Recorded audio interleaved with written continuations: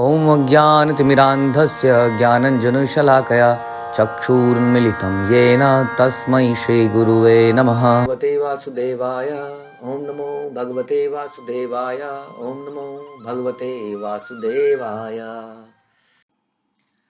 Okay, तो अब हम करेंगे श्रीमद् भागवतम, उसका समराइजेशन। चैप्टर 15, कैंटो पहला। चैप्टर का शीर्षक पांडव जो है रिटायरमेंट लेते हैं भगवान के जाने के बाद। तो चैप्टर 15 समरी श्लोक संख्या 1 से 6 में आपको याद होगा, इससे पिछले चैप्टर में युधिष्ठिर महाराज कई सारे नेगेटिव सिम्टम्स देखते हैं, अपशगुन जिसको हम कहते हैं, और उनको डाउट होता है कि वास्तव में कुछ गड़बड़ है। अब अर्जुन जो है द्वारका से वापस आ जाते हैं। तो अर्जुन के सामने युधिष्ठिर महाराज कई सारे प्रश्न पूछते हैं। तो उन सारे प्रश्नों को सुनने के बाद अर्जुन जो है दुख के सागर में डूब जाते हैं।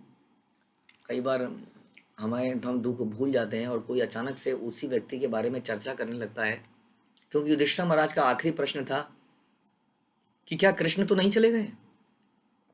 अब ये प्रश्न सुन के अर्जुन दुख के सागर में डूब जाता है। कुछ बोल नहीं पाता है, उसका गला चोक हो जाता है, उसकी आंखों से निरंतर आंसू बहने लगते हैं, और वो आंसुओं को किसी प्रकार से रोककर कृष्ण को स्मरण करता है। और वो अपने आप को बिल्कुल असहाय समझता है, असहाय। और बोलता है कि मेरे जो प्रिय मित्र थे कृष्ण, हाँ हे युधिष्ठिर महाराज, वो मुझे छोड़ के चले गए, और उनके जाने के बाद अब मेरे हृदय में, मेरे बाजुओं में, मेरे गांडी में, मेरे किसी चीज में अब कोई बल नहीं रह गया है। मुझे सारा संसार शून्य के भांति दिखता है। तो ये दुख का पहाड़ अर्जुन एक तरह से अपने ऊपर से युधिष्ठिर महाराज के ऊपर और डाल देते हैं। और अर्जुन अब श्लोक संख्या 7 से लेकर 17 तक भगवान के किए गए फेवर, भगवान के किए हुए ऐसे कार्यों को याद करता है और हृदय में कृतज्ञता महसूस करता है। हमारा हृदय जब बहुत दुखी होता है तो हम किसी व्यक्ति के बारे में सोच सोच के प्रसन्न हो जाते हैं। हाँ ऐसा हुआ था, ऐसा हुआ था। इसीलिए हम भगवान की लीलाएं सुनते हैं। लीलाएं सुनने से हृदय में शांति मिलती है। गोपियाँ अक्सर भगवान के जाने के बाद आपस में भगवान के प्ले करती थी, नाटक करती थी, किरदार निभाती थी, भगवान के साथ बिताए गए पलों को डिस्कस करती थी, और इस प्रकार से हृदय हल्का हो जाता था। तो अर्जुन भी बहुत ही बड़े दुख में है। अब वो एक एक इंसिडेंट्स को याद करने का प्रयास करते हैं। वो कहते हैं कि मैंने द्रौपदी का हाथ जीता उस स्वयंवर में कृष्ण की कृपा से। मैंने स्वर्ग में इंद्र को हराया, अग्निदेव को खांडव वन दिया, जिसको जला नहीं पा रहे थे। जब हमने बताया था आपको अग्नि को कैसे बीमारी लग गई थी, मंदाग्नि की, और कैसे खांडव फॉरेस्ट वो जला नहीं पा रहे थे। तो अर्जुन ने किस प्रकार से खांडव फॉरेस्ट के ऊपर एक छतरी बना दी, क्योंकि इंद्र नहीं चाहते थे कि वो वन जले। लेकिन जब छतरी बन गई तो इंद्र की वर्षा नीचे नहीं गिरी, तो खांडव फॉरेस्ट जल गया। तो अग्नि ने अपनी बीमारी दोहराई। तो इस तरह से इंद्र को हराया, खांडव फॉरेस्ट अग्नि को दिया, और इंद्र से स्वर्ग का महान हॉल, क्या कहते हैं उसको, सुधर्मा हॉल को जो मय दानव ने बनाया था, जिसके अंदर कहते थे कि व्यक्ति बूढ़ा ही नहीं होता है, प्रकृति का इम्पैक्ट खत्म हो जाता है, जिसके अंदर सारी सभा होती थी, डिस्कशन होती थी, उसको स्वर्ग लोक से नीचे यादवों के यहाँ ले आया मैं अर्जुन। ये सारी चीज़ें, ये असाधारण चीज़ें मैं कृष्ण की शक्ति से कर पाया। यानी कि अर्जुन अपने, अभी हमने भगवत गीता में सुना था कि प्रकृति क्रिया मनानी गुना कर्म सर्वशा। जो व्यक्ति कार्य करता है, आप कहेंगे कार्य करने वाला अच्छा है ना कार्य करने वाले से, लेकिन अपने आप को कर्ता मानता है, वो अच्छा नहीं है। यहाँ पर एग्जाम्पल आते हैं अपने आप को अच्छा में। यहाँ पे अर्जुन क्या बोलता है? अर्जुन बोलता है मैंने इतने सारे काम क्यों कर पाया, क्योंकि कृष्ण का बल मुझे मिला, इसलिए मैं सुधर्मा हॉल को ले आया। मैंने इंद्र को हराया, मैंने क्या क्या काम नहीं किए, मैंने द्रौपदी का हाथ जीता कृष्ण की कृपा से। भीम ने जरासंध को हराया कृष्ण की कृपा से। द्रौपदी के ऑफेंडर दुशासन, दुर्योधन सब मारे गए कृष्ण की कृपा से। दुर्वासा के साथ उनके जो शिष्य आए थे 10,000, उनके श्राप से हमें बताया हम बचे कृष्ण की कृपा से। मैंने शिवजी और पार्वती को युद्ध में प्रसन्न कर दिया और उन्होंने अपने अस्त्र हमें दे दिए कृष्ण की कृपा से। मैंने निवाट कवच राक्षस को खत्म किया कृष्ण की कृपा से। मैंने विराट के राजा विराट की चुराई हुई गायों को वापस किया, जो कौरवों ने अपनी पूरी सेना के साथ कौरव आए थे और हम केवल 5 पांडव थे। मैंने वहां लड़के अकेले सारे कौरवों को हरा दिया कृष्ण की कृपा से। मैंने भीष्म, द्रोण, कर्ण, भूरिश्रवा, सल्वा, जयद्रथ, बाहिलिका इन सबके खतरनाक अस्त्रों को झेला और मेरा एक बाल तक नहीं टूटा कृष्ण की कृपा से। मैं युद्ध में नीचे उतर गया अपने घोड़ों को पानी पिलाने के लिए, मैंने बड़ी मूर्खता करी, लेकिन मेरे दुश्मनों ने मुझे मारा ही नहीं। पता नहीं उनका दिमाग कैसे चकित हो गया कृष्ण की कृपा से। और मैंने क्या किया, मैंने ऐसे कृष्ण को अपना ड्राइवर बना लिया। अरे वो तो कृष्ण की तो कृपा थी, लेकिन मेरी मति कहाँ मारी गई थी। एक एक चीज़ को देखिए, कितने सारे मैंने आपको अब तक 17, मैंने आपको कितने 10 इंसिडेंट्स बताए लगभग। सोचिए इतने वो एक एक करके याद कर रहे हैं उन सारे इंसिडेंट्स को। हाँ, हमने ये सीखा था कैसे हमें भी ग्रेटफुल रहना है इसी प्रकार से। उसके बाद में 18 से 23 में वो भगवान के साथ और थोड़े इंटीमेट समय को याद करते हैं। हाँ, वो याद करते हैं कि कैसे उन्होंने भगवान के साथ बड़े ही इंटीमेट मोमेंट बिताए हैं, जिसमें वो दोनों ने एक साथ मजाक किया है, हंसे हैं, गाए हैं, बातें करी हैं, अपने हृदय को खोला है।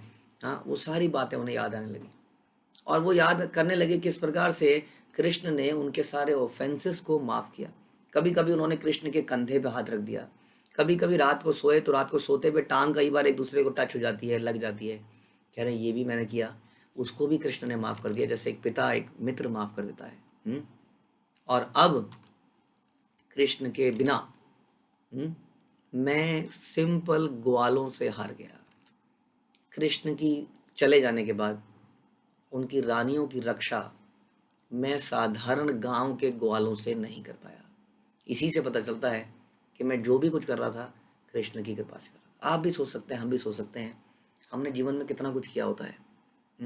जरा सी बीमारी हो जाती है, हम बिस्तर में पड़ जाते हैं, कुछ नहीं कर पाते, हम कुछ भी नहीं कर पाते। मृत्यु हो जाती है, शरीर वहीं पे पड़ा होता है, लेकिन हम कुछ नहीं कर पाते हैं। तो वास्तव में जीवित रहते हुए हर अवस्था में कृष्ण की कृपा है। हम लोग सांस लेते हैं, कॉन्शियसली नहीं लेते हैं। यदि हमें सोच समझ के सांस लेनी होती तो कोई व्यक्ति सो ही नहीं पाता, क्योंकि सोते हुए वो कैसे याद रखता कि उसको सांस भी लेनी है। तो जीवन में अगर ध्यान से देखेंगे तो एक एक चीज़ कृष्ण की कृपा से चल रही है। हम खाना खा रहे हैं, खाना पचा रहे हैं, जठरा अग्नि भी कृष्ण की कृपा से ही चल रही है। इसलिए हमेशा ये कृतज्ञता रहनी चाहिए। तो कृष्ण की एब्सेंस में भगवाते हैं कि अब मेरे पास सारी शक्ति समाप्त हो गई और हे युधिष्ठिर, सारे के सारे यदुवंश भी चला गया है। यदुवंश को भगवान ने अपनी प्लानिंग के अनुसार, अपने कंट्रोल के अनुसार, अपनी प्लानिंग के अनुसार उनको आपस में ही लड़ा दिया है, क्योंकि उन्हें लीला समाप्त करनी थी और सारे यदु भी कृष्ण के साथ वापस चले गए हैं। तो ये बताने के बाद, सारी लीलाएं याद करने के बाद, अब भगवान जो है, अब अर्जुन कृष्ण के चरणों का ध्यान करते हैं और कृष्ण की बताई हुई सारी टीचिंग्स इन भगवत गीता उसका स्मरण करते हैं। और इस प्रकार कृष्ण के चरणों का ध्यान करके, भगवत गीता के दिए हुए उपदेशों का ध्यान करके अर्जुन की भक्ति एकदम से चेतना, हाँ, कृष्णमय हो जाती है, कृष्ण भावना मृत हो जाती है, कृष्ण कॉन्शियस हो जाती है। और ये करते ही हाँ, अर्जुन सारी दुखों से दूर हो जाता है, एकदम से दूर हो जाता है और ट्रांसीडेंस में स्थित हो जाता है। एकदम से सारे प्रकृति के गुणों से फ्री हो जाता है। और ये सारी बात सुनते ही महाराज युधिष्ठिर डिसाइड कर लेते हैं, अब अर्जुन, अब कृष्ण नहीं रहे, अब मेरे जीने का कोई औचित्य नहीं है। और यही सुनते ही कुंती महारानी भी सब कुछ त्याग कर भगवान के धाम में जाने का निश्चय कर लेती है और चल देती है। तो इस प्रकार से महाराज युधिष्ठिर अपने राज्य का भार परीक्षित महाराज को देते हैं और मथुरा का भार वज्र को देते हैं, जो कृष्ण के पौत्र थे, पौत्र के बेटे वज्रनाभ, उनको मथुरा का राज्य देते हैं और महाराज युधिष्ठिर अपना रिटायरमेंट ले लेते हैं और वहाँ से निकल जाते हैं। इस प्रकार से जब बाकी पांडव देखते हैं कि इस प्रकार से युधिष्ठिर महाराज चले गए तो बाकी पांडव भी उन्हीं का अनुसरण करते हुए, हाँ, जैसे हमने सुना था गीता में कि जो महान व्यक्ति करता है सभी लोग उसका अनुसरण करते हैं। तो वो भी उसका उनका अनुसरण करते हुए भगवान में धाम में जाने का विचार करते हैं। वहीं से पता चलता है भागवत में कि विदुर जो है, विदुर भी अपना शरीर प्रभास में त्याग देते हैं, हाँ, और विदुर अपनी ओरिजिन पोजीशन यानी कि पितृलोक यानी यमराज की पोजीशन को फिर से अपना लेते हैं।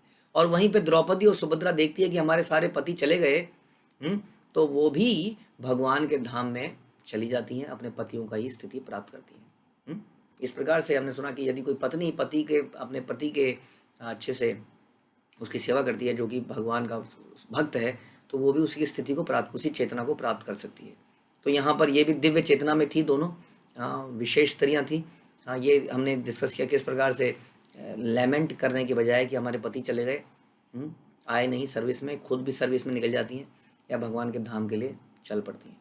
तो इस प्रकार से सारे के सारे पांडव, उनकी पत्नियाँ, कुंती महारानी धीरे धीरे रिटायरमेंट ले लेते हैं, संसार चले जाते हैं और सारी जिम्मेदारी वज्रनाभ और परीक्षित महाराज को सौंप देते हैं, जो कि राज्य का कार्य आगे चलाएंगे। तो इस प्रकार से हमारी भी अटैचमेंट होनी चाहिए भगवान के प्रति। अर्जुन बड़ा लेमेंट पे फील कर रहे थे क्योंकि वो कृष्ण उनके जीवन से चले गए थे। यदि हमारे जीवन से कभी कृष्ण चले जाएं, यानी कि हम कभी भक्तों से दूर गए, यानी कि हमसे कभी माला छूट जाए, यानी कि हम कभी कृष्ण प्रसाद के बिना प्रसाद पा लें, यानी कृष्ण निकल गए ना हमारे जीवन से, तो हमें भी ऐसा लेमेंटेशन होना चाहिए, दुख होना चाहिए। जब ये लेमेंटेशन हो जाए तो समझ लीजिए हमारे हृदय में सही अटैचमेंट है, नहीं तो सांसारिक अटैचमेंट है।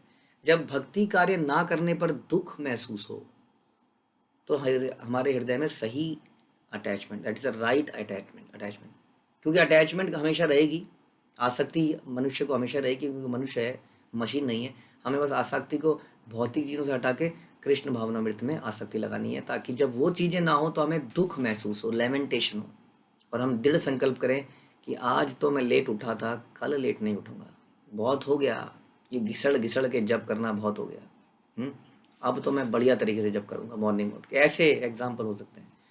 तो ऐसा एग्जाम्पल आपने देखा पांडवों के साथ, परफेक्ट एग्जाम्पल, ऐसा ही हम करने का प्रयास करेंगे। और अब हम अगले चैप्टर में बढ़ेंगे जिसका नाम है राजा परीक्षित कली से किस प्रकार से मिलते हैं। अब राजा परीक्षित का राज्य शुरू हो गया है, पांडव चले गए हैं, राजा परीक्षित राज्य कैसे चलाते हैं और कली क्या अपना कर्तव्य दिखा पाता है राजा परीक्षित सामने, इसको सुनेंगे अगले श्लोक में। तब तक के लिए धन्यवाद। श्रील प्रभुपाद की जय, ग्रंथराज श्रीमद् भागवतम की जय।